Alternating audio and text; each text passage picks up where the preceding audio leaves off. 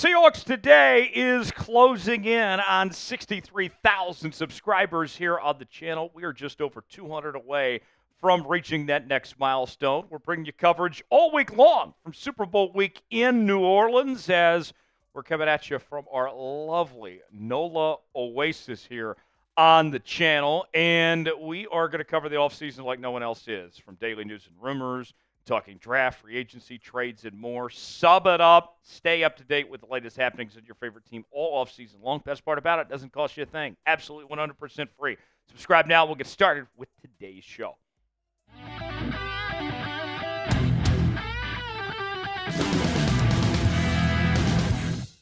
Glad to have you with us here on Seattle Seahawks Today. Tyler Schultz here with you. Thanks for joining us. Coming up on today's show, could some major moves be on the horizon for Seattle this offseason? We're going to discuss two different possibilities. One of those is drafting Jaxson Dart in the first round, as Pro Football Focus is projecting Seattle to do so. More of that coming up in just a bit.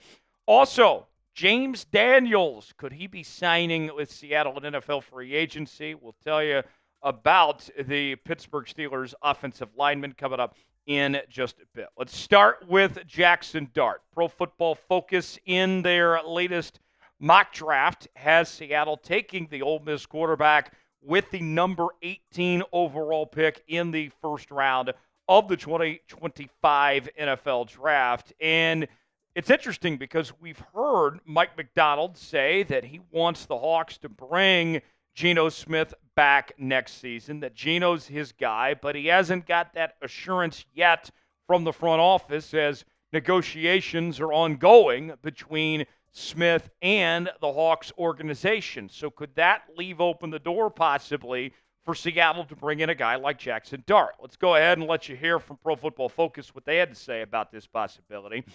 This would be an ideal landing spot for Jaxson Dart, as he wouldn't be rushed into action with Geno Smith still the starter for 2025. Dart excelled on intermediate throws, 10 to 19 yards downfield, earning the nation's highest passing grade, 94.2, in the second-best NFL passer rating, 133.8 in 2024. His ability to attack the middle of the field would make him a strong long-term option for the offense. Now, you asked for my opinion, I will give it to you. I don't have a first-round grade on Jaxson Dart. Personally speaking, there are only two quarterbacks I have a first-round grade on. Those are Cam Ward and Shedeur Sanders. And there's some obvious flaws when it comes to Jaxson Dart's game. And I personally think that taking him that high at 18 would be a mistake on the part of John Schneider. I'm open to a discussion if you would like to potentially draft Jaxson Dart in later rounds.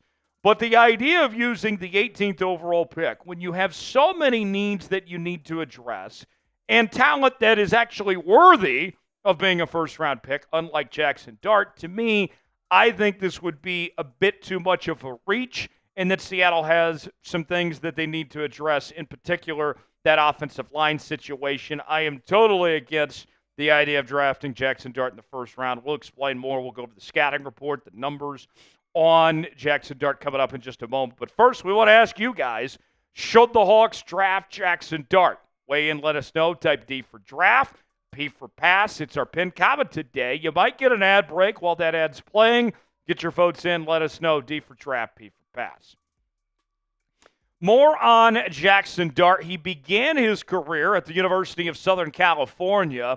Then Lincoln Riley took over as the head coach of the Trojans. He brought his quarterback, Caleb Williams, with him. Dart proceeded then to transfer to Ole Miss, where he played under Lane Kiffin for the last several seasons. He was named the Southeastern Conference's first-team quarterback selection for 2024, and Mel Kiper has him as the number 3 QB on his big board entering this draft. His numbers, let's go over his career stats of what he was able to do. He had a pretty solid season in 2024, throwing for a total, actually, of passing and rushing touchdowns of 32, 6 interceptions, a completion percentage, very nice, 69.3%, with close to 4,300 yards passing this year. And you can see, year by year, For Jaxson Dart, his numbers got better pretty much across the board. The interception number did go up a little bit this year, 6 compared to 5 the year prior, but every major statistic beyond that was an improvement year over year for him. For me, though, when I look at Jaxson Dart, the thing that I see is a college career that felt incomplete. You looked at that Ole Miss team entering 2024, and this was the most talented Ole Miss team in arguably the history of that entire program. And yet they still lost 3 games. They didn't make the college football playoff. They lost to teams that they should not have lost to, such as Florida in late November.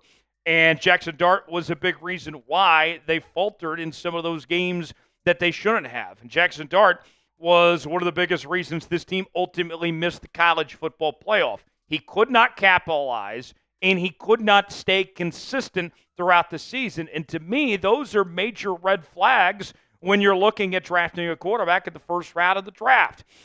And I'll say this. Jaxson Dart, I think the talent is there, but the thing that I keep pointing back to with him is putting it all together and doing it at a consistent basis. If you're going to have those struggles in college, why should I sit here and have reason to believe that you're going to all of a sudden get over those consistency issues and do it on a much bigger stage in the National Football League? That, to me, is a big reason why I have a problem with the idea of spending a first-round pick on him. Let's go over the scouting report on Jaxson Dart. He has above-average arm strength for the position, good size and build. He certainly looks the part of a quarterback in the National Football League. He does extend plays well. He has a quick and snappy release, but the biggest issue with him, a slow mental process. It takes him a while to comprehend and know exactly what he should be doing in those key moments there when he's under pressure and needs to make decisions in those circumstances. We are going to talk free agency coming up in just a moment and a player that the Seahawks should definitely sign. But I want to hear from you guys, since we're talking draft right now with Jaxson Dart and company. Who is a player the Hawks should draft? Give me a name in the comments section. Weigh in and let us know. Today's show is sponsored by our friends at Game Time. Game Time is the place to go for the best seats, the lowest prices guaranteed. Whether you're looking for tickets to sporting events, concerts, theater productions, comedy shows, and more, Game Time has got you covered. And with Game Time, you can make a lifetime's worth of memories with Game Time. If you're looking for tickets to the big game, maybe you're looking for tickets to the Seattle Kraken or another sporting event, concert, theater, production, Game Time has got you covered in every way possible. I have made a lifetime's worth of memories, taking my dad to playoff football games, and you can do the same with Game Time. Game Time is a new feature called Game Time Picks that makes getting tickets for events even easier. Game Time Picks filters out the fluff to show you only incredible deals on great seats. You don't have to waste time searching through thousands of tickets to find the best value. They have their super deals. If you see a super deal, that's a deal you don't want to pass up on. You can customize your spot. They also have their seat views so you can get the visual, that 3D effect. It's real simple with Game Time. You choose the event you want to go to. They have the prices listed. You choose your seat, see if you like that seat or not, and then you're checking out. With Apple Pay, Google Pay, Venmo, all major credit card providers, the lowest price with Game Time is guaranteed, or else Game Time will credit you 110% of the difference. Your tickets are covered, and get this, your tickets are guaranteed to be delivered on time. And your purchase is covered with the most flexible customer service policy in the ticketing industry. Download the Game Time app, create an account, and use code ChatSports for $20 off your first purchase. Terms apply. Again, create an account and redeem code CHATSPORTS for $20 off. Download Game Time today. Last-minute tickets, lowest prices guaranteed. The link is in the comments and the description of today's video. Game Time, proud partner of Seattle Seahawks Today. The 33rd team is suggesting that the number one player Seattle should sign in free agency is Pittsburgh Steelers offensive guard James Daniels, and they think that they can get him for a one-year, $6 million deal. So for all you out there that are in my mentions and my comments every single day saying Seattle doesn't have much cap space, they can't sign anybody, Well, you make one cut casualty, all of a sudden you got the money to sign a guy like James Daniels here. So I don't want to hear any excuses that you can't sign James Daniels. This is very affordable with what the 33rd team is suggesting at 1 year, $6 million. Here's more from the 33rd team. The Seattle Seahawks must improve their interior offensive line this offseason, and one player that could end up being a major value is James Daniels. He was a reliable starter for Pittsburgh during the last few years, but he tore his Achilles early during the 2024 season. He should be ready to go by week 1 of the 2025 season, and he's only 27. Buying low on a proven NFL guard would be a great move by Seattle's front office. Now, I'll say this. When you look at Daniels' track record, he's proven. He's got the job done, and he fits exactly what Seattle needs as well. There is an injury risk here.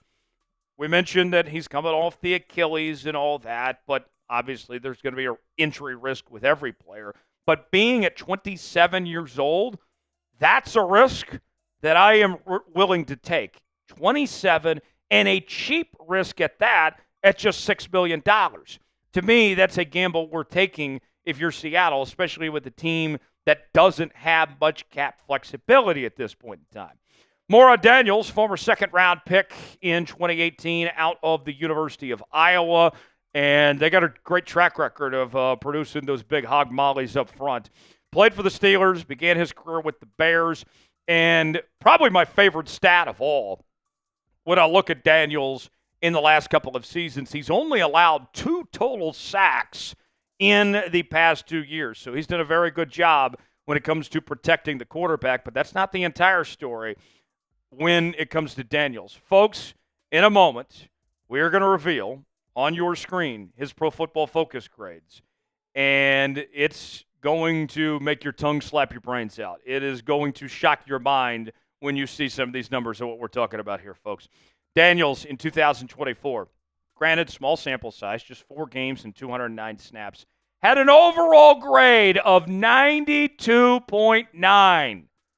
But that's not all. A run block grade of 92.5. Pass block grade, not great, 66.5, but he did protect the quarterback from getting sacked. So with that, my answer, in the words of the great Jim Carrey in the movie Yes Man, yes, man, yes, yes, yes. Please, this is a brilliant idea for Seattle to sign him. I'm all in. Sounds like a great idea. Let's ask you. Should the Seahawks sign James Daniels? Are you all in like I am?